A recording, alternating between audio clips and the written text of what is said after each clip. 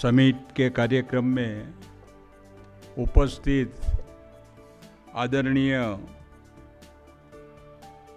British के deputy high commissioner mister Dominic, यहाँ doctor V P Rao, आदरणीय श्री डॉक्टर के.एस. गोपीनाथ जी, आदरणीय श्री सुब्बाराव जी, डायस पर विराजमान महानुभाव, इस समिट में उपस्थित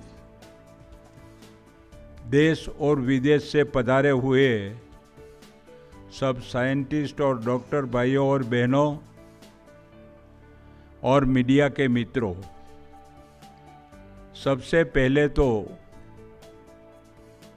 जो आदरणीय गोपीनाथ जी और राव ने सभी ने मिलकर ये कैंसर के बारे में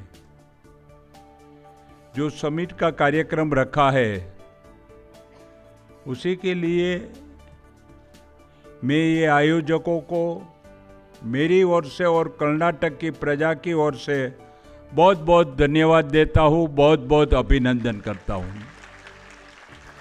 मित्रों, जिन्होंने इस क्षेत्र में अच्छा काम किया और अवार्ड प्राप्त किया, उसी को भी अपने सभी की ओर से बहुत बहुत धन्यवाद देते हुए कॉन्ग्रेचुलेसन देते हैं।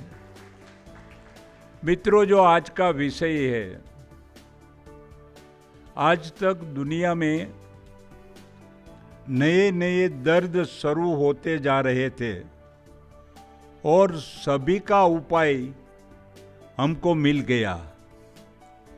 दुनिया में एक कैंसर और दूसरा एड्स, दो रोग ऐसा है कि जिसको हम 100% क्योर नहीं कर पाते।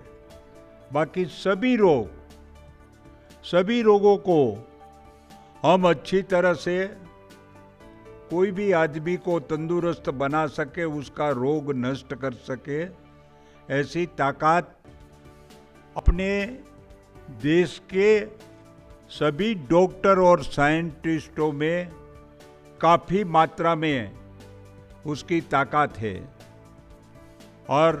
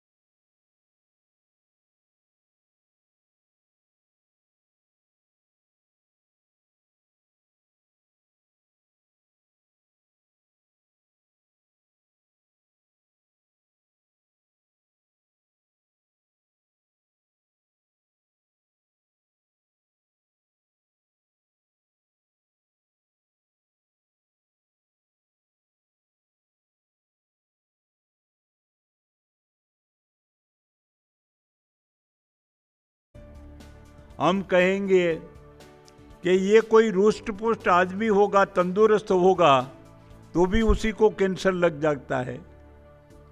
जब तक कोई रोग होने का उसका रीजन क्या है, जो रीजन हमको मालूम नहीं होता, तो हम उसी को दबा नहीं सकते।